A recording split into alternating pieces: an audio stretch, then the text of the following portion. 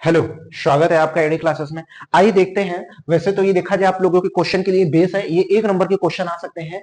Trigonometry के basics question है ये सब, और ये आपको आने ही चाहिए। बोल क्या रहा है, find all T ratio. T ratio बोला है, और बोला क्या है कि ये जो एसी है जो क्या है हाइपोटेनियस है, और ये क्या है परपेंडिकुलर है। क्या है परपेंडिकुलर है, 90 डिग्री है।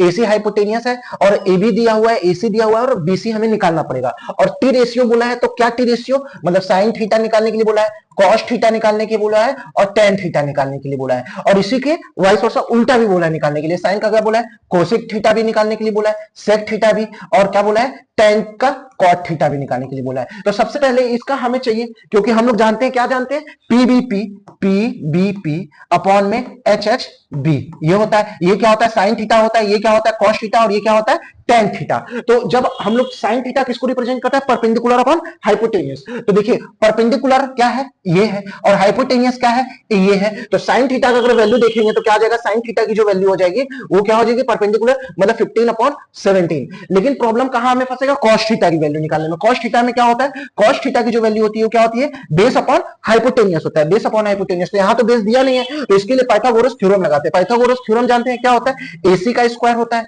इज इक्वल टू में क्या होता है, एबी का स्क्वायर प्लस में बीसी का स्क्वायर, ये होता है। अब यहां ध्यान देखिएगा, एसी का स्क्वायर इक्वल टू में एबी का स्क्वायर प्लस बीसी का स्क्वायर। एसी का स्क्वायर दिया हुआ है 17, 17 का स्क्वायर कर देंगे तो क्या हो जाएगा 289, और एबी का स्क्वायर, एबी दिया हुआ है 15, 15 का स्क्वायर कर देंगे 225 होता है। और यहां बीसी का स्क्वायर याद रहे, आपको स्क्वायर याद होनी चाहिए, करने जाओगे तो बहुत समय लग जाएगा। 17 17 का मल्टीप्लाई अदरवाइज कर भी सकते हो, मैक्सिमम बच्चों को याद नहीं रहता।